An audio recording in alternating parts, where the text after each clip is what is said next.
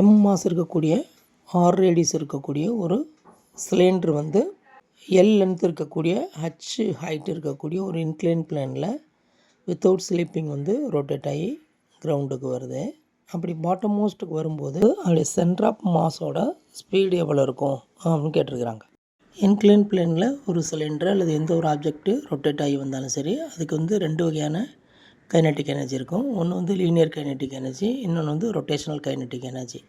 இந்த linear kinetic energy நமக்கு நல்லா தெரியும், ஆஃப் mv².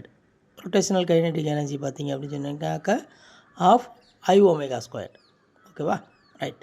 இது ஈக்குவல் டு mgh. இது ரெண்டையும் ஈக்குவேட் பண்ணோம்னு சொன்னாக்கா நமக்கு வந்து ஆன்சர் கிடச்சிரும். Kinetic energy equal to potential எனர்ஜின்னு வச்சோம்னு சொன்னாக்கா half mv² plus half i⍵² equal to mgh. இதை ஷார்ட் அவுட் பண்ணி கொண்டு வந்தோம்னா v is equal to √4/3 gh என்ற ஆன்சர் கிடைக்கும். Option 3 is the correct answer.